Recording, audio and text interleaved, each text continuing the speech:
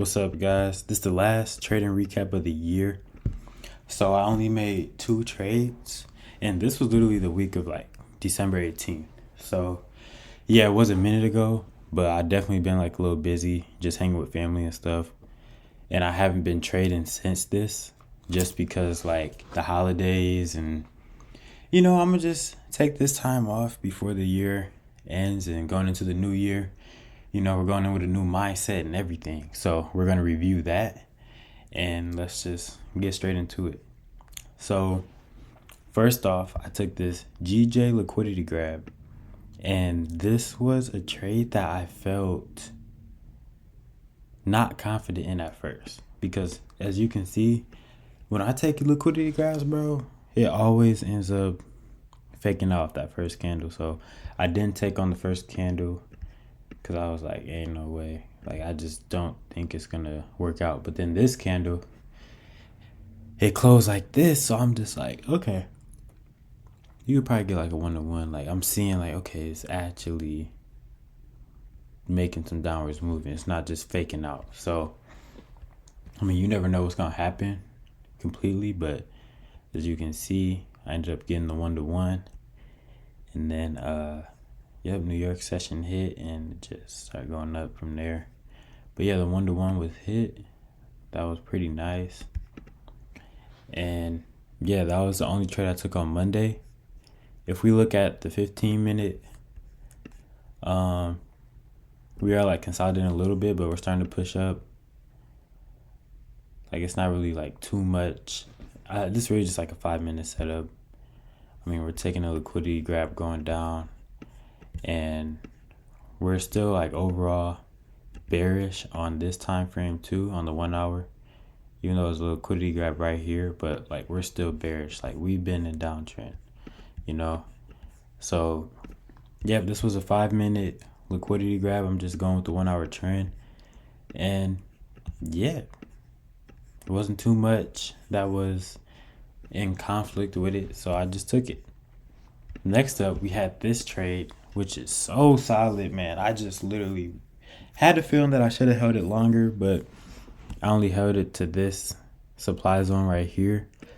But as you can see, this is during London session, and I'm just up, right? Like, this was going to be the only trade I was going to take for the week, and I was going to be done, just end the year off a dub. But here, man, I was like, I can't not take this, bro. Like, we're like pushing up in consolidation. And then you have this major break of structure, right? And I'm just like, oh, this is amazing. This looks good. On the 15, what was really conflicting with it? I mean, you got the EMA right there, which is like pretty much it, but like you still have this nice break of structure, man. And then on the 1 hour, this is why I liked it a lot, because on the 1 hour, we're reacting off this zone right here. Like, we're pushing up. So I'm like, oh, bet. And we're already in an uptrend. So we create another zone, another 5-minute zone, like after this 1 hour zone has been reacted to in a good way. And as you can see, it just looked good, man. It's like, okay, we're going down, but now we're reacting to the 1 hour. Now we got a 5-minute zone. Like, this can really go. And boom, that's exactly what it did. That's exactly what it did, man. And I did hold it to up here, which was good. Like, I've been trying to maximize my wins, but I didn't leave a runner. I just closed all of them at this because it was almost a 2-to-1. So it was good, but this literally kept going up until I think like London session. I mean, New York. So you could have got a lot. I could have got a lot out this. Like, imagine I held to New York. Like, this is literally like it's like a 14-to-1, I think. 12-to-1. Like, dang. I mean, it's always this, like, what you could have gotten. You're not always going to get, like, the most, like, 100% out of your win. So, it is what it is, man. So, yep, those were the trades for the week. Only 2 trades. And to go into 2024, this is what I am prioritizing. This is what I'm prioritizing, guys. So keep following the trading plan. That's very important, very crucial. we have to make sure we keep doing that, because if you don't follow the trading plan, like things just aren't going to work out. You're not going to get real results. Like results, they always speak for themselves. Like especially in trading, like when you're having a strategy and you are getting these certain results, they don't lie to you. Like you can't be like, oh, I'm good with this strategy, but I'm not getting no results. Like how is that? How is that? Like you haven't mastered the strategy. You're not getting the results that you want. You got to get the results that you want, the results that this strategy can bring. And that is what I'm looking for, honestly. So I'm just going to keep following the trading plan because that is what gets your results. So, yeah. And then I have a new stop loss rule that's in place. And it's not going to work for every single trade that I'm in. But this, this GJ trade is actually a good example of it. Because as you can see, I didn't get in at this first break of candle, but if I did, it would have been different. So as you can see, like it was almost a fake out. You can see like it didn't close under it. Like it broke, but it didn't close under it. So I would have ended up closing like if it went above right here, which could have saved me a little bit, but in different situations, like it can save you way more. So that's going to be a stop loss rule. I'm going to make a video about it too. And yeah, that's pretty much it for that. And then for re-entering or just entering trades in general, I'm not going to enter a trade that I wouldn't be confident in re-entering. Now, this is very important because like there's going to be trades that fake out and you got to re-enter. And like just the way that it looks, it really depends. Like sometimes it can play around and you won't want to re-enter anymore. But I want to be consistent with, what I do. So like if it's a solid enough trade and it loses at first, like I want to be confident in re-entering it. Like because there's situations where that stuff can really work out. Like I literally have one in mind right now. We can go to GJ. I think this was December 15th. Yep, I literally already have it marked up. So this was just such a solid trade, man, like it had everything and it faked out at first.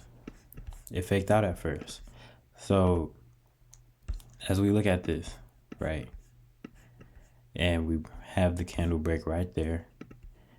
And as you can see, it didn't close below the break. So I could have ended up getting out around here. Like if it went above here.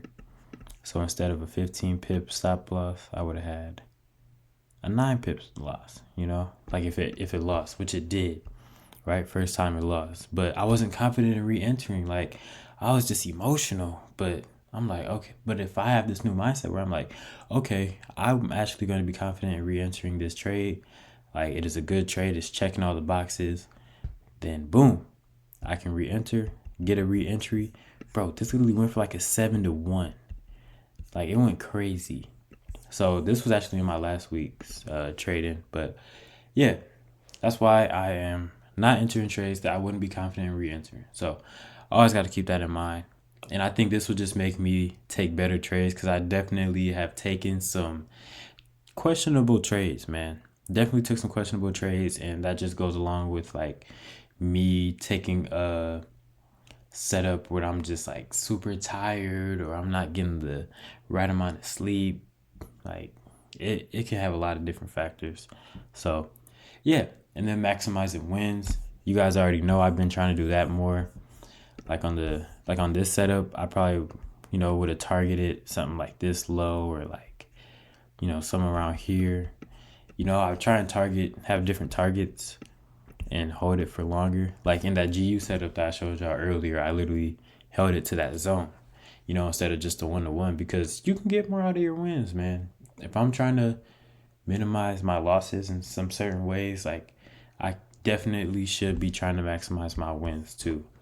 So yeah, the 1-to-1 rule is still intact, but we are definitely going to try and maximize our wins based on like the momentum or based on how the confluence is on the higher time frames.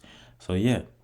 And then stay relaxed, get the mind right. Like I definitely can be like tense in certain situations, or just like in life in general, like fidgeting or just like, having my toes curled, stuff like that. But, a lot of meditating and prayer, that's just what's going to be put in the work, just to get the mind right. And it's going to help me in life anyways. So, yeah, man, trading is a big journey, man.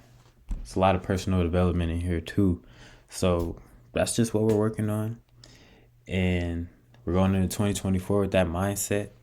I feel like this year I was just learning this strategy and I've been able to figure out like kind of what is a good setup versus like a bad setup. And now I just have to make sure I take those good setups and not take the bad ones. Be patient, which is going to help me. Being relaxed is going to help me be patient. And yeah, man, like that's all I got. That's what I got. So 2024, man, we're going in here. We're going to go hard. Try not to miss any trading days. We're not going to miss any trading days.